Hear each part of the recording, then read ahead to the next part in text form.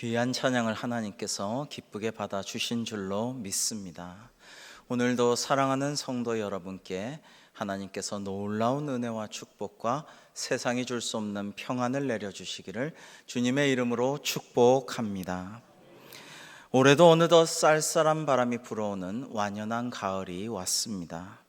가을하면 저는 시와 편지가 생각나는데요, 문득 60년도 더 된 옛날 연서가 생각이 났습니다. 청마 유치환 시인은 행복이라는 시에서 이렇게 노래했습니다.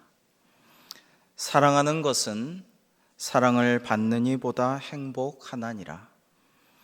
오늘도 나는 에메랄드빛 하늘이 환히 내다보는 우체국 창문 앞에 서서 너에게 편지를 쓴다. 행기를 향한 문으로 숱한 사람들이 제각기 한 가지씩 생각에 족한 얼굴로 와선 총총히 우표를 사고 전보지를 받고 먼 고향으로 또는 그리운 사랑께로 슬프고 즐겁고 다정한 사연들을 보내나니 중략하고요. 사랑하는 것은 사랑을 받는 이보다 행복하나니라. 오늘도 나는 너에게 편지를 쓰나니 그리운이여 그러면 안녕. 설령 이것이 이 세상 마지막 인사가 될지라도 사랑하였으므로 진정 행복하였네라. 여러분, 유치한 시인은 연인에게 오랜 세월 꼬박꼬박 편지를 보냈지만요, 이루어질 수 없는 사랑이었습니다.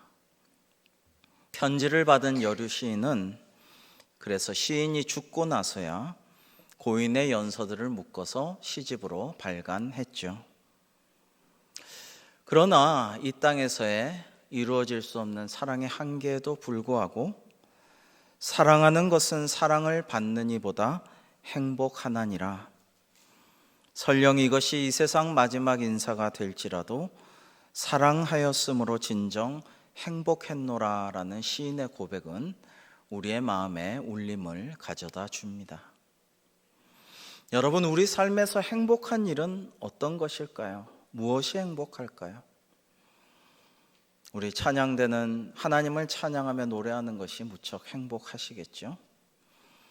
어떤 분은 돈이 좀 많은 분인데 돈 쓰는 일이 진짜 인생에서 행복한 일이래요.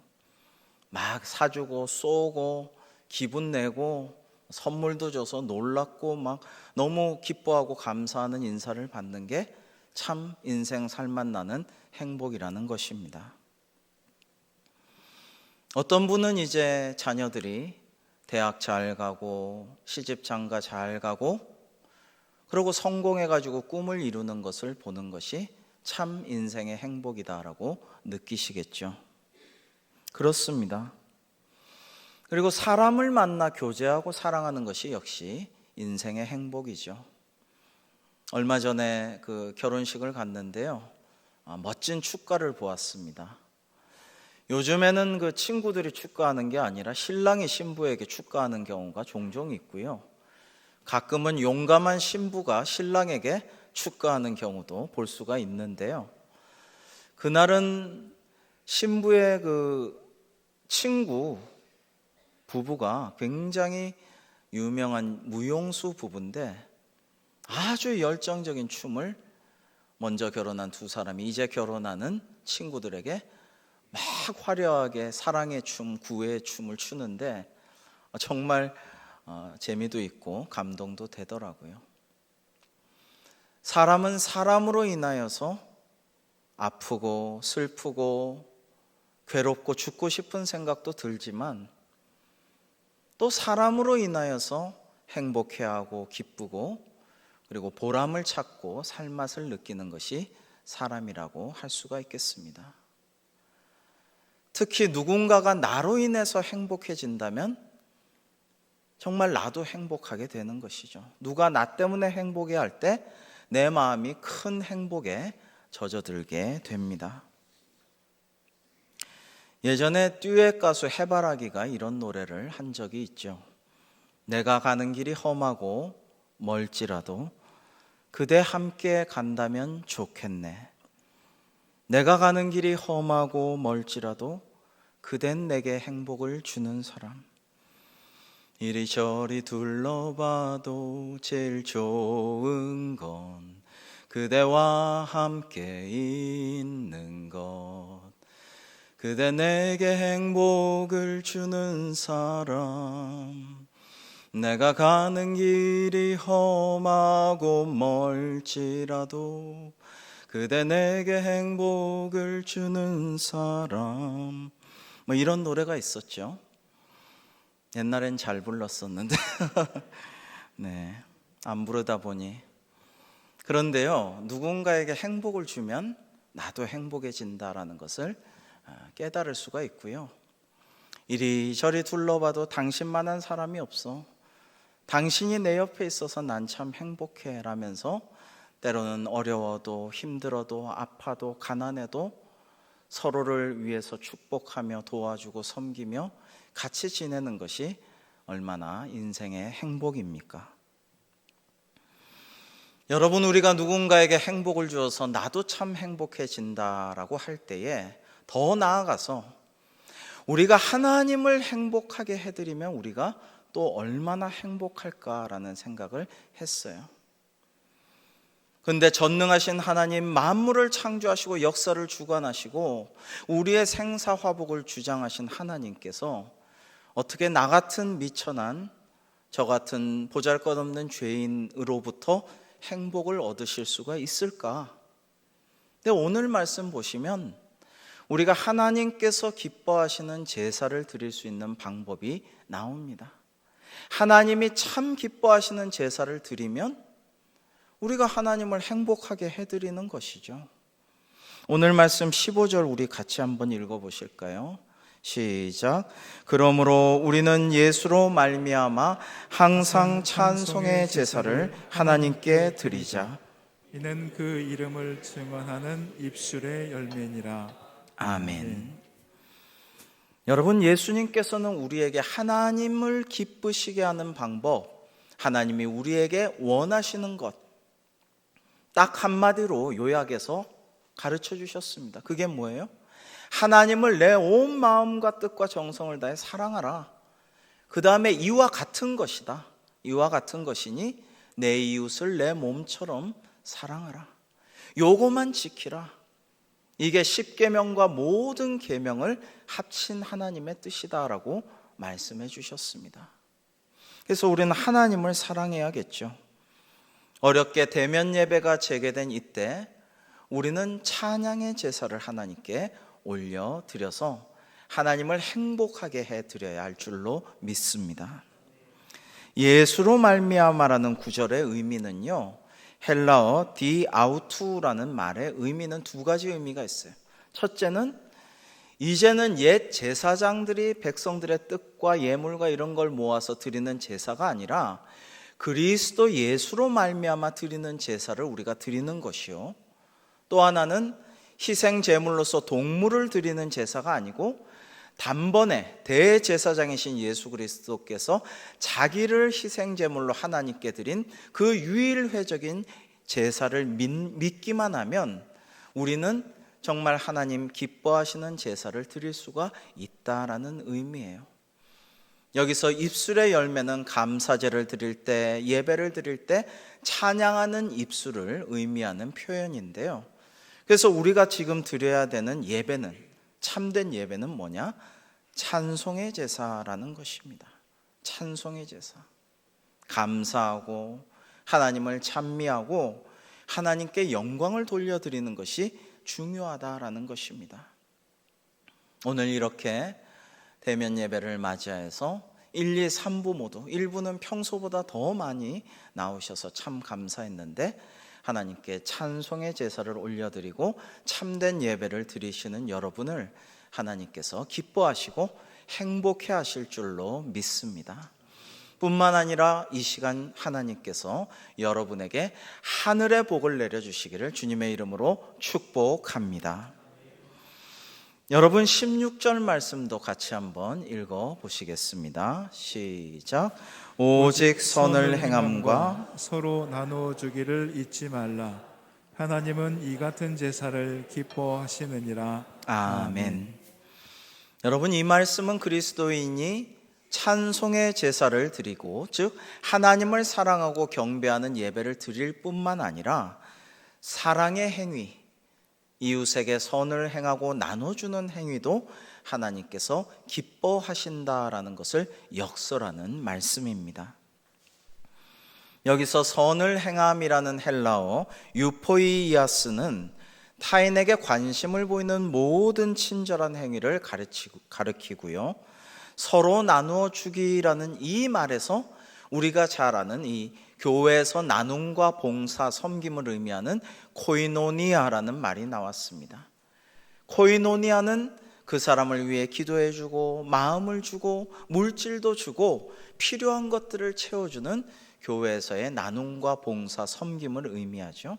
이게 여기서 나온 말이에요. 코이노니아. 여러분, 우리가 말로만이 아니라 날 구원하신 하나님의 은혜, 십자가의 그 놀라운 구속의 은총, 성령님의 나를 만나주시고 나에게 충만하게 역사하시는 그 은혜에 감사하는 응답의 방법은 하나님께 찬송의 제사를 드리는 한편 이웃들에게 선함과 나눔을 베풀어야 하나님이 기뻐하신다라는 말씀입니다. 우리가 사랑하고 나눌 때 한편 열심히 예배하면서 선행과 나눔의 삶을 살아갈 때 하나님께서 기뻐하시고 하나님 행복해 하시고 우리에게도 하늘의 복을 내려주실 줄로 믿습니다. 그래서 요한복음 13장 34절로 35절에는 이렇게 주님께서 친히 우리에게 말씀해 주셨습니다. 우리 함께 읽어보겠습니다. 시작. 새 계명을 너희에게 주노니 서로 사랑하라. 내가 너희를 사랑한 것 같이 너희도 서로 사랑하라. 너희가 서로 사랑하면 이로써 모든 사람이 너희가 내 제자인 줄 알리라. 아멘. 아멘. 여러분, 그렇습니다. 우리가 교우들끼리도 서로 사랑하고 그걸 세상 사람들이 보거든요. 많이 눈여겨봅니다. 그리스도인들은, 교인들은 서로 저렇게 이해해주고 용서해주고 섬겨주고 다투지 않고 그러고 잘 사랑하며 사는구나, 부럽다, 그러고 오는 거예요. 아까 2부 예배 때도 그런 것을 보고 이렇게 온 것입니다. 또 이웃에게 세상 사람들과 똑같이 행동하고 똑같이 말하고 똑같이 다투고 그럴 것이 아니고 양보하고 사랑하고 섬기고 이해해주고 용서해주고 이렇게 할 때, 오히려 축복하고 기도하고 이렇게 해줄 때 그냥 교회 다니는 사람이 아니고 저분은 주님의 제자구나, 예수 그리스도의 제자구나, 그걸 알게 된다라고 말씀하시는 것입니다. 지난 9월 20일 연합뉴스의 한 인터뷰 기사가 인상적이어서 제가 오늘 소개를 하는데요. 어제 이분에 대한 기사가 어제 저녁 뉴스에 또 났더라고요. 먼저 한번 사진을 보시면 이 화제의 주인공은 경기 파주중학교와 세경고등학교 급식 영양사로 일한 30살의 김민지 씨인데요. 잠깐 비춰주시죠. 네. 이 김 씨는 7년간의 영양사 생활 동안 획기적인 메뉴 급식 제공으로 심지어 2016년에는 청소년들에게 크게 기여한 그러한 공로로 교육부 장관 상도 받았습니다. 이분은 말하기를 학생들이 정말 학교에서 밥 먹을 때만큼은 스트레스 없이 행복하기를 바라는 마음 하나로 7년을 달려왔다라고 말합니다. 이분은 대학교 졸업하자마자 7년 동안 중고등학교에서 급식 영양사로 수고해 왔는데요. 계속 새로운 메뉴를 개발하고 급식에서 상상할 수 없는 메뉴들을 제공해 왔습니다. 급식 메뉴로서 사진을 한번 보시죠. 가만 보면 랍스터가 나옵니다. 바닷가재가 나와요. 새빨간 바닷가재가 큰 놈이 나옵니다. 민물장어 덮밥이 나옵니다. 수제버거, 심지어 대게도 있습니다.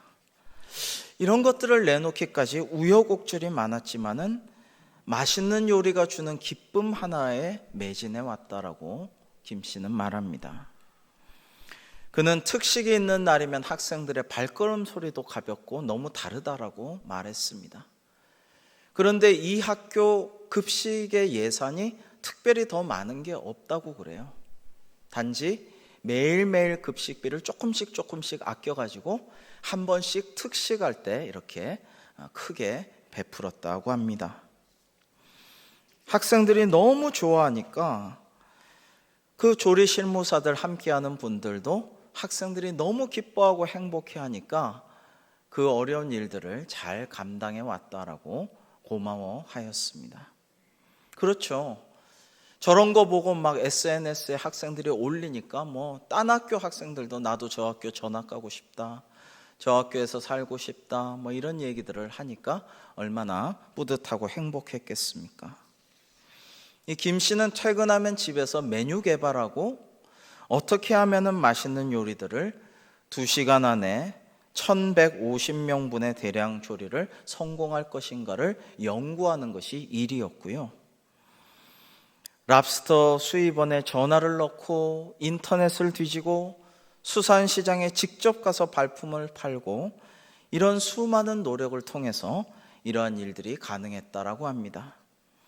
시장조사 후에 입찰을 통해서 시중에서 마리당 1만 5천 원 정도 하는 랍스터를 6천 원 초반대에 납품받아서 식판에 올렸는데요. 이 많은 파주에 있는 중고등학교 학생들이 바닷가재를 먹어본 적이 없어. 본 적도 없는데 이 새빨간 커다란 바닷가재가 내 식탁에 올라오니까 너무 황홀해하고 기뻐하고 행복했다라는 것입니다. 이 김 씨는 자신의 학창 시절에 밥맛이 없거나 급식이 영 맛이 없으면 매점으로 달려가서 빵이나 우유로 때우던 그 기억을 떠올리면서 그런 일만은 없어야겠다. 우리 학생들이 요즘에 고생하는데 이 급식 하나로 행복해지면 얼마나 보람 있는 일일까? 이분은 어릴 때부터 자신이 만든 요리를 누군가 먹고 좋아하는 게 참 행복했었다라고 해요. 뿐만 아니라 화려한 비주얼의 맛있는 요리뿐만 아니라 위안부 기림의 날에는 그러한 메뉴를, 또 수능이 다가올 땐 수험생들을 위한 그런 독특한 식단을 개발해서 학생들을 위로하고 격려하고 역사의식도 심어주려고 노력했다라고 합니다. 김민지 씨는 진정 행복을 주는 사람이라는 생각이 들었는데요. 어제 우연히 17일자 뉴스에 GS 대기업이죠. GS그룹 강남본사 사내식당 식당 급식 관리사로 대기업에서 이분을 모셔갔다라는 기사를 어제 보았습니다. 아마 그곳에서도 회사원들을 행복하게 만들어 주시겠죠. 기사를 보고 처음으로 아동부 교육전도사를 할 때가 생각났습니다. 제가 처음으로 섬기던 교회에서 청년부와 교사를 하다가 생각지도 않았는데 신나게 잘 놀고 있었는데 전도사를 하라고 하셔서 감사하게도 그 교회에서 교육전도사를 시작을 했습니다. 그런데 지금은 카페와 멋진 레스토랑들이 즐비하지만 예전에 삼청동에는 반지하에서 어렵게 사는 결식 아동들과 어려운 할머니 할아버지들이 참 많이 계셨어요. 그래서 거기 좀 결식 아동 지원을 하고 싶습니다 했더니 교회에서 흔쾌하게 참 풍성하게 마음껏 하라고 지원을 잘 해주셨어요. 그래서 신나게 쌀을 배달하고 거기 부모님이나 할머니들을 만나고 애들하고 기도해주고 이러다가 좀 더 사랑을 나누는 그런 시간이 있었으면 좋겠다. 그래서 매주일 점심을 결식 아동들, 또 정신, 또 지체 장애에 있는 청소년과 혼자 어린 아기들을 데리고 사시는 할머니, 아내가 도망가서 호레비로 사시는 아들 둘과 사는 아버지, 그런 분들과 함께 매주일 점심을 같이 먹었습니다. 3년 동안 그렇게 했는데요. 빠지지 않고 그렇게 하는 그 시간이 참 행복했습니다. 그 제가 같이 섬기던 아동부 교사 중에, 청년 교사 중에 주씨 성을 가진 신실한 청년 교사가 있었는데요. 주현미 씨처럼 주씨 성을 가진 화교였죠. 근데 아빠가 바로 교회 옆에 조그마한 중국집을 했어요. 그래서 조금 후원도 받고, 또 그 주사장님이 풍성하게 저렴하게 서비스도 많이 주시고 해가지고 매주일 맛있는 짜장면, 우동, 가끔 탕수육도 먹을 수가 있었습니다.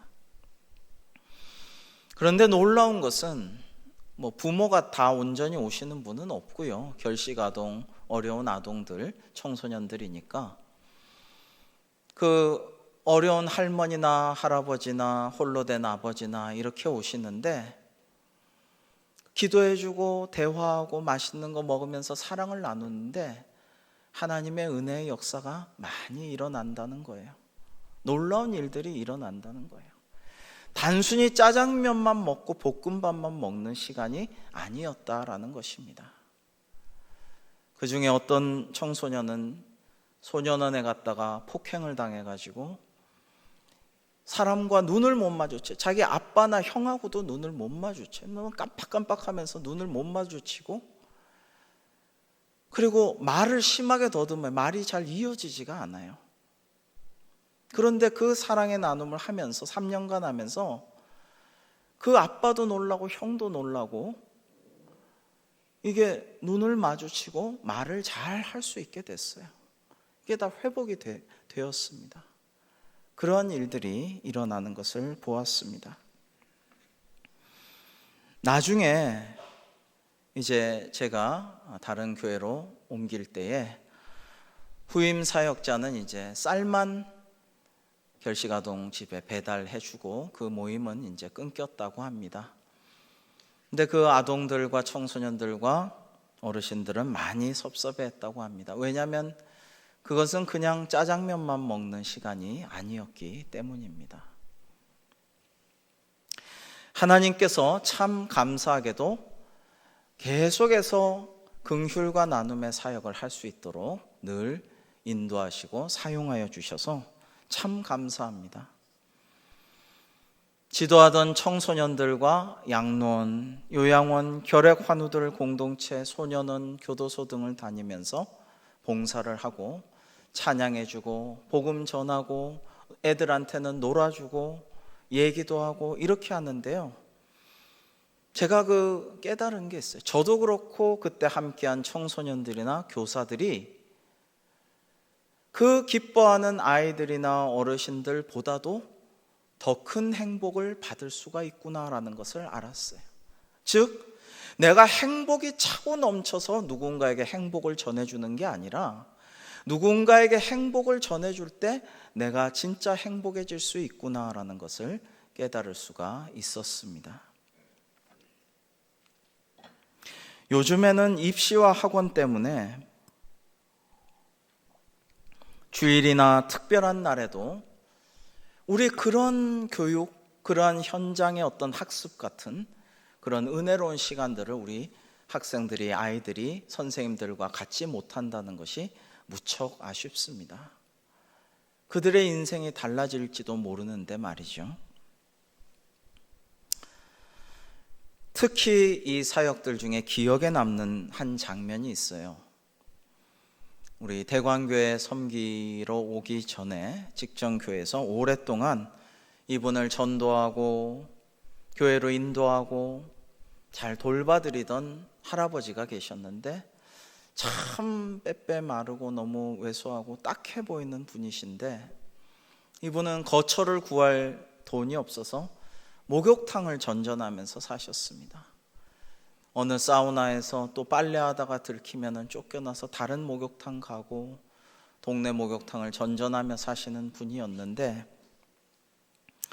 당시에 전도하고 어머님께 세례를 드려서 친해진 역시 화교 중국인, 동네에 좀 허름한 그 중국집이 또 있었어요. 그 교우와 친해져 가지고 한 번은 추석 때 오갈 데 없는 저희 교회에서 돕던 이 할아버지, 할머니, 폐지 주신 어려운 분들, 이분들을 모아가지고 그 중국집의 가장 깊숙한 방에 원탁 큰데 할아버지 할머니 이렇게 따로 앉아서 교역자들과 섬기신 장로님 같이 식사를 나누었습니다.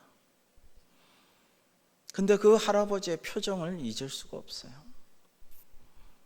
그 원탁에서 생전 처음 보는 중국 요리가, 향기롭고 구수한 맛있는 요리가 나오는데요, 그 집은 참 오래됐지만은 허름하긴 하지만은 화교가 하는 아주 맛집이었는데요, 정말 생전 처음 보는 요리를 맛보고 신기해하고 어린아이처럼 기뻐하고 행복하다고 하는 그 모습이 정말 잊혀지지가 않습니다. 여러분, 하나님은 모든 것을 가지신 분이며 역사의 주관자이시고 부족함이 없으시지만 우리가 그런 분들에게 조그마한 위로와 행복을 드릴 때에 하나님은 우리로 인해 흐뭇해 하시고 행복해 하시며 우리 마음에도 세상이 줄 수 없는 행복을 내려주시는 줄로 믿습니다.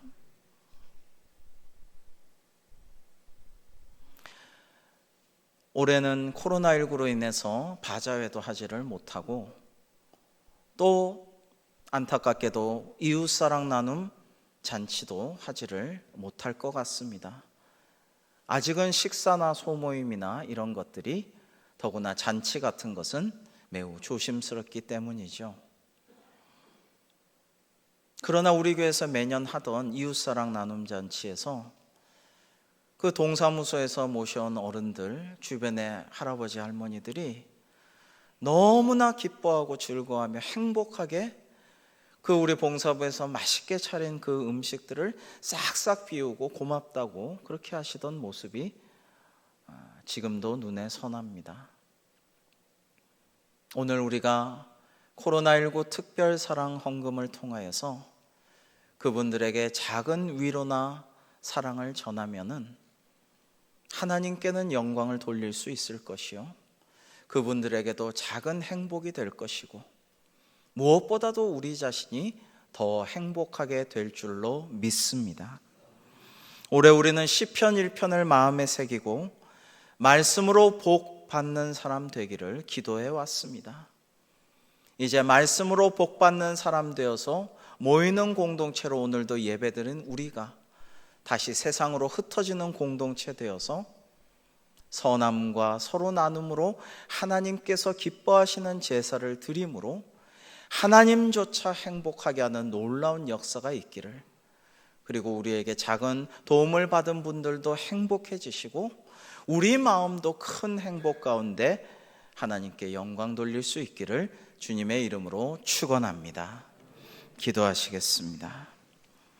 하나님 아버지, 올해는 코로나19로 인하여 하나님의 사랑을 더 전하지 못하였고 이웃에게 행복을 나눠주는 일을 많이 하지 못하였으며 더 섬기지 못하고 나누지 못하여서 참으로 안타까웠습니다.